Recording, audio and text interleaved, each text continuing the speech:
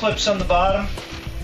These just pull forward and come down. It loosens up the door. If you give the door a little bit of a shot, it'll actually pop right off like that. Okay, now with the door off, we can see the components. First thing we want to do is pull out the filter. You've got one on the return side from the house. This one typically gets dusty. Vacuum it and wash that out. So the next step is actually to pull out the heat recovery core. This just slides out. This actually says the core should be washed once a year at the end of summer. Allow the recovery core to soak for about 3 hours in a solution of warm water and mild soap, a liquid soap. Rinse under a strong stream of water, let dry, and then reinstall. To take out the blower motor, what we need is either a number 2 square head or a Phillips head. Okay, and the other thing we need to disconnect is back here, there's a link. Okay, so this is the damper assembly motor back here. This is a connecting rod that connects to a damper door, and then another rod that connects to this door. So we're going to disconnect that. Okay, so having freed up the motor, that whole motor assembly now can come out. Now on the motor, cleaning of the motor, this needs to be done maybe every 3 to 5 years. You want to clean up the dirt that's inside the unit.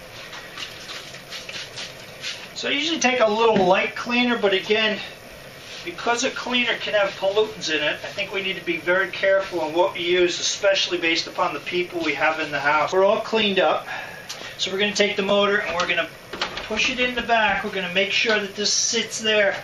And then there's a little tab on the back here. We have to kind of push it in, make sure that kind of holds pressure against it, holds it in place. Okay. We've got 2 electrical connections in the back. The main power connector, which can only go in one way. And then we've got this little red wire coming off of the unit. Coming off of the motor, we've got 2 wires. We've got a red wire and a blue wire. Both of them will work. The red wire will put the motor on low speed, which is about 60 CFM a minute. The blue wire is actually the medium speed for the unit, and that'll put you at around 80 CFM. So we want to plug in, I plugged in the red one in this case, most of them are plugged into the red, and I plugged in the power.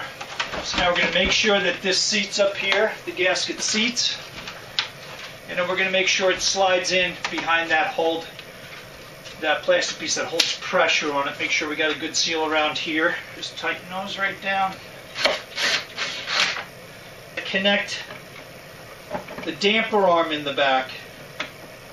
Make sure everything swings nice and freely. So the core is going to set right on this middle piece. Line up in the top and make sure the gaskets line up properly on the sides. Okay, so you want to have it in an upright position, and it should slide in very easily. If it's not sliding in easily, it means something's not lined up right. So we push that in, make sure that's set. We've got our 2 filters. The white tab goes on the outside. In the back, we're going to go in this back slot here, and it's going to fit right up in between the core and the side. This is filtering the air coming back to the unit. And we've actually got indicators here showing exactly where to put them. Same thing here. So we're going to put it in this one, and we're going to head to this back slot here, making sure that we miss the linkage. If we try to put it in straight up, number one, it won't fit. If you force it, you'll bend it, but you'll hit the linkage in the back. So this one has to be in at an angle, making sure that you've got proper movement of everything. Nothing's getting caught.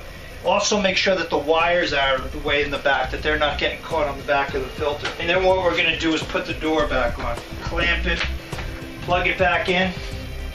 That's cleaning a Constructo 1.5. And if you have any questions, if you need some parts, feel free to visit our website, freshairventilation.net, or feel free to give us a call.